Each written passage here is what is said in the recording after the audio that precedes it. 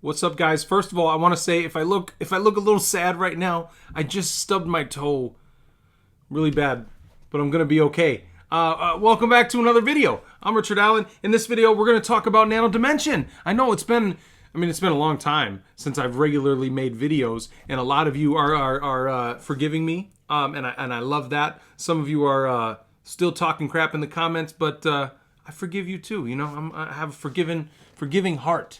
But we're going to talk about Nano Dimension today because they just released first quarter financials and a nice little statement from the CEO, Yoav Stern. So we're just going to cover kind of everything from financials to the couple acquisitions they just made and some of the statements that Yoav Stern is making, because I think it's important for us to know what the heck's going on with one of our favorite long-term investments. And I know some of you guys may be a little, some of you may be under the water. Some of you may have lost money on Nano Dimension, and some of you may not want to hear about this company right now. However, I'm still holding Nano Dimension. I am under the water on the shares that I have. However, I believe in this company long term, and that's my goal with this investment right now. I want to talk about Nano Dimension for the long term, and I think they're making some smart moves. They still have a ton of cash. We'll talk about that in a second here as well. But keep that in mind when we talk about Nano Dimension right now. I'm not talking about Nano Dimension in the short term. Every growth stock that you loved last year that made you a lot of money, this is no exception. I made thousands of dollars swing trading Nano Dimension over and over again because of their, all of the money they raised. It was pretty cyclical. It was up and down, very predictable, and a lot of people took advantage of that. But those stocks that did really well last year and the beginning of this year have been hammered. And I mean hammered. So don't feel too bad. Everybody's getting a beating who's held on anyway. And I am no exception to that. But we're going to pull up this article here. It says Nano Dimension reports 2021 first quarter financial results with a letter from the CEO to shareholders, meaning you and me and everybody else who's holding shares.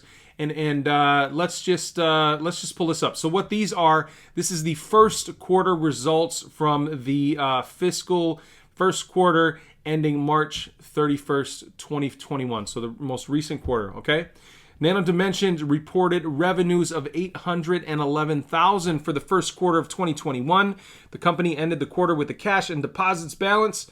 Look at that. They still got all their money. Pretty much $1.471 billion with a B dollars. And they had a net loss of the first quarter of $9.3 million.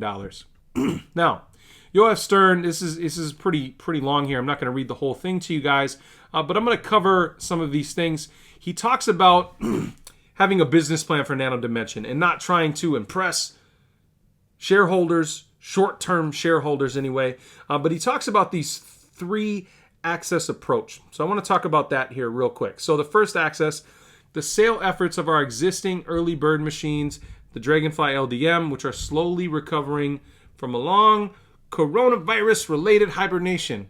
All right? Second access, our investment and expansion of our product development efforts, which are the main reason for the larger expense line, show a positive trend as we deploy capital as planned and as promised to accelerate research and development of material and printing technologies to advance the additive manufacturing of electronics product line through the milestones of fitting market specifications. The third access is our M&A, or mergers and acquisition efforts. The two recent acquisitions, which have been in process for approximately 6 months, and the additional prospects we are working on since H2 2020, do not yet reflect positively on our financial statements. Let's cover who they purchased, and you may already know because this happened weeks ago, but the two companies they purchased, one of them is DeepCube. Now, DeepCube was actually the company owned and founded by Eli David. If you remember, Eli David was brought on as a member of the board of directors late last year. I think it was right in December, right? and he owns and founded DeepCube. Nano Dimension acquired DeepCube. DeepCube is a machine learning technology. What they're saying is this will move us generations ahead of the competition with technology that will result in a much higher performance of our machines based on self-learning, self-improvements, and self-correcting algorithms. Now, I've had many a discussion with my Discord family about this stuff, and some people are like, there's no way machines are going to learn. And some people are like, this is the coolest thing in the world. So there's quite the disparity of what people think, whether this is a good idea for Nano Dimension to have acquired DeepCube. There are people out there, analysts, there's bloggers, there's people out there that feel like this was just kind of like a buddy buying another buddy's company. So keep that in mind with DeepCube. Let me know what you guys think in the comments. If you like this acquisition at all, I think it's a great acquisition. But what the hell do I know? The second acquisition is a Nano Fabrica. It says one of the most unique DLP micro 3D printing machines. Digital light processing is DLP. They're one of the most unique developers of this technologies in the world. We are in the process of making introductions of its technology in the form of Terra 250 3D printers to our mutual vertical market segments: defense, aerospace, aviation, advanced medical, and industrial. So again, something sort of similar. Let me know how you guys feel about this acquisition. And whether it was a good one or not. I know they are still looking for companies. They didn't spend a ton of money on these companies. I think it was right around 100 million between the two. So this wasn't any the massive acquisition I think a lot of us were hoping for.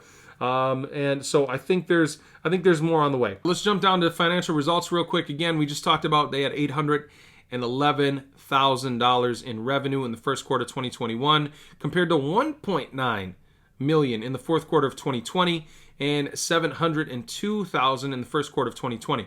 The decrease is attributed to continuing delays in sales of the Dragonfly systems, which the company primarily attributes to the impact of COVID-19. Now, I know a lot of you are like, well, this is BS. In fact, I've heard from some of you that work with German and Swedish manufacturers. You're like, look, my team of like 2 or 3 people sold more than Nano Dimension did, and we do something similar. So I don't know. It does seem a bit frustrating that they aren't moving a little bit faster. But again, I think they're focusing on something other than selling more Dragon LDM systems right now. I think they're really focusing on research and development and coming out with those new machines that they've been promising that to get closer to mass production level machines. So just kind of keep that in mind. They are spending quite a bit of money on research and development. For the first quarter of 2021, you can see it right here. They spent $3.7 million compared to $3.7 million in the fourth quarter of 2020.